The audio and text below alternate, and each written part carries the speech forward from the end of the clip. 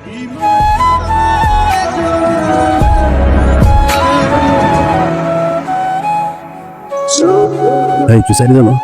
তাহলে আপনি কি দাঁড়ায়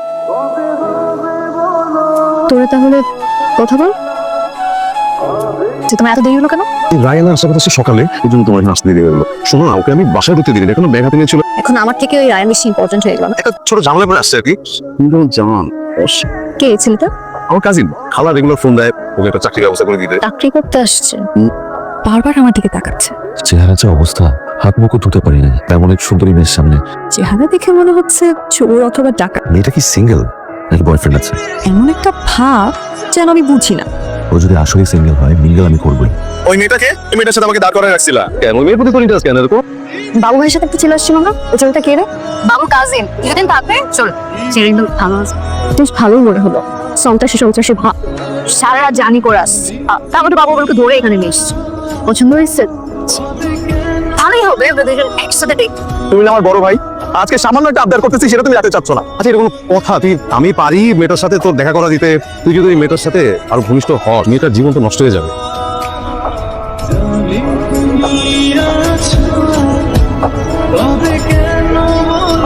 আমি শহরে নতুন, শুনেছি। আপনি আমার ব্যাপারে খোঁজ নিয়েছেন? হ্যাঁ নিয়েছি তো। ভালো লাগলো। কি ভালো লাগছে? আপনার জামাটা খুব ভালো লাগছে। যা, ওইটা আমার কলেজ ড্রেস ছিল। আসলে আমাদের এলাকার মেয়েদের কলেজ ড্রেস খুব পছন্দ। আচ্ছা, মুনমুন আর আমি দুজনেই কলেজ ড্রেস পরেছি। আপনি মুনমুনের কথা জিজ্ঞেস করে আমার কথা জিজ্ঞেস করলেন কেন? আমি তোকে খেয়ালই করি না হিসেবে। আচ্ছা, আপনার নামটা কি? আমার নাম নীলা। আর কিছু জানা আছে? আমি একটু আসি, ওরা কথা বলুক। আমার এই যে শুনেন, আপনার ভাইয়ের সাথে যাবেন। কিছু একটা ইম্পর্টেন্ট কাজ? একটা কাজ আছে, খুব জরুরি একটা কাজ আছে। গার্লফ্রেন্ড আছে? না, নেই। তাহলে কিসের ইম্পর্টেন্ট কাজ? অফিসের ফোন। জি ভাইয়া, পড়াইছি। জি, ঠিক আছে, দিব ভাইয়া। আচ্ছা, আপনি কি আমার কালকের কথা মাইন্ড করেছেন? আমি কিন্তু এভাবেই কথা বলি। আমিও ওইভাবেই কথা বলি। ভালো তো। আপনি কি আমার প্রশংসা করলেন? আপনাকে একটা পার্সোনাল কথা জিজ্ঞেস করি, আপনার প্রিয় খাবার কি? চা। আপনার পছন্দের ফুল কি? শিউলি ফুল। পছন্দের জায়গা কোনটা? এই জায়গাটা।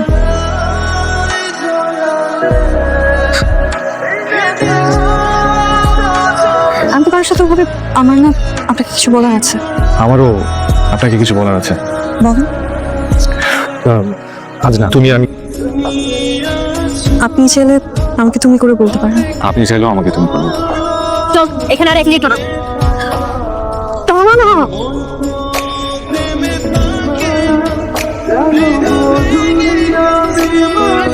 ওর আমি একটু কথা বলছিলাম, তাইও বলে আসতে পারলাম।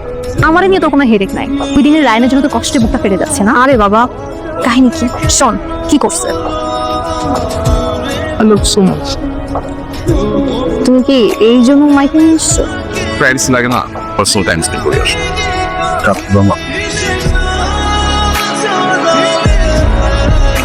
ধরি মাছ নাচুই বাদ। মাছ ধরতে হলে আমি তো একটু নামাই না। তুমি এত ভদ্র বলে প্রেম কেন? আমার লজ্জা লাগে।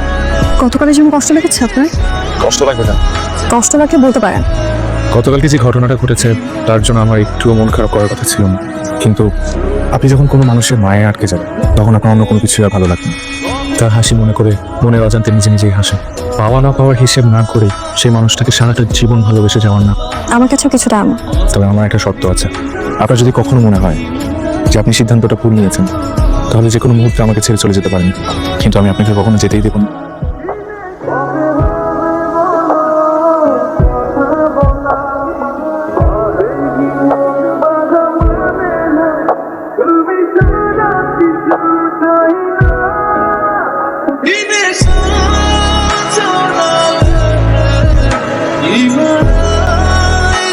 I'm sorry, momo. সরি কেন? এরকম করাটা উচিত হয় না। আমার সাথে কখনো কেউ এরকম করেনি তো। সমস্যা নাই, চলো আমি দুটো হাতে কথা বলবো। দেখো, তোমার ভাই কত রোমান্টিক, কত সুন্দর করে কথা বলে। আর তুমি? আমি কি হচ্ছে, আমি অনেক অনেক বেশি ভালো। ও একটা মার্ডার করে ঢাকা থেকে এখানে আসছে, আমি ওকে শেল্টার দিচ্ছি। এই টাইপের ছেলেরা কিন্তু মেয়েদেরকে ধোকা দেয়। মেয়েরা এই ধরনের ছেলেটা কিন্তু মাথায় উঠে রাখে। মেয়ের জন্য খুব মায়া লাগতেছে, বুঝছো? কিছু বলবি? কিভাবে বলবো বুঝতে পারছি না। আমি তোর বান্ধবী মুনমুন। ফ্রেন্ড ছেলেটা ভালো না দোস্ত, তুই আর আকাশ না। ও একটা ক্রিমিনাল, ওর নামে খুনের মামলা চলছে। তাহলে এতদিন বলেনি কেন? তো বুঝতে পারে না যে তোরা ভালোবেসে ফেলবি। একটা কথা কি জানিস, আমরা যখন কাউকে বিশ্বাস করতে ভয় পাই, কাউকে ভালোবাসার নামে ঠকতে ভয় পাই, তখনই আমাদের জীবনে এমন একজন মানুষ আছে যে সব অতীত ভুলিয়ে দিতে চায়, ভালোবাসতে বাধ্য করে, এতটা ভালোবাসা দেয়, এতটা মায়া জড়ায়। এই বুঝি ওই মানুষটা চলে আসলো, ঠিক তখনই ওই মানুষটা আমাদেরকে একা ফেলে চলে যায়। রায়া, আচ্ছা তুই মেয়েটার সাথে সম্পর্কে জড়াইছিস ভালো কথা, ব্যাকগ্রাউন্ড সম্পর্কে একটু খোঁজ খবর নিবি না? সব জানি ও খুব ভালো একটা মেয়ে, খুব লক্ষ্মী একটা মেয়ে। কি হয়েছে ভাইয়া? নীলার ক্যারেক্টার একটু ঝামেলা আছে। মানে নীলা যখন ক্লাস 9-এ পড়তো তখন একটা ছেলের সাথে ও বাসা থেকে পালা গেছে। ওরা বিয়ে করে 3 দিন ছিল একসাথে। আমি নিজে জানতাম না পুরো বিষয়টা, আমি আজকেই জানছি। জেনে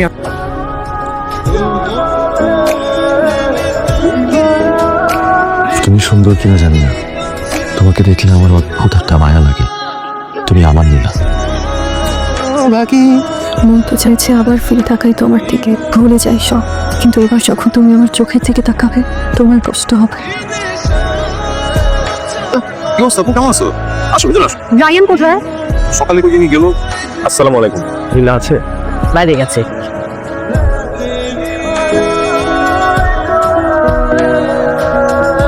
সরি, আমার আসলেই ভুল হয়ে গেছে। আমারও ভুল হয়ে গেছে। তুমি যখন বুঝতেই পেরেছো যে তোমার ভুল হয়ে গেছে, তাহলে কেন শুধু শুধু আমাকে কষ্ট দিলে? তোমার বাসায় গিয়েছিলাম তোমাকে খুঁজতে। তুমি কোথায় গিয়েছিলে? তোমার বাসায়। তুমি আমাকে মাফ করে দিয়েছো, আমিও তোমাকে মাফ করে দিলাম। তুমি আমাকে কেন মাফ করবা? ভুল তো তুমি করেছো। খুন করেছো না মামলা খেয়েছো সেটাই ব্যাখ্যা দিবা। জমি সংক্রান্ত একটা ঝামেলার কারণে আমার চাচার সাথে এখন হুট করে আমার চাচাকে কে জানি খুন করেছে। মিথ্যা মামলায় ফেরারি আসামি আমি। এখন পর্যন্ত তো নিজের দোষটা স্বীকার করো নাই। কি অন্যায় করেছি? এলাকা সবাই জানে। তারপরে বিয়ে করে 3 দিন সংসার করে আসতো একসাথে ছিল, নিজে নষ্টামি করে। সত্যি না জেনে কোনো কথা বলা উচিত না। তুই যে ওই ছেলেটার সাথে পালিয়েছিলি, এটা কি তুই ওকে আগে বলছিস? সত্যি তুই তো পারতি ওকে সবকিছু খুলে বলতে তোর ব্যাপারে।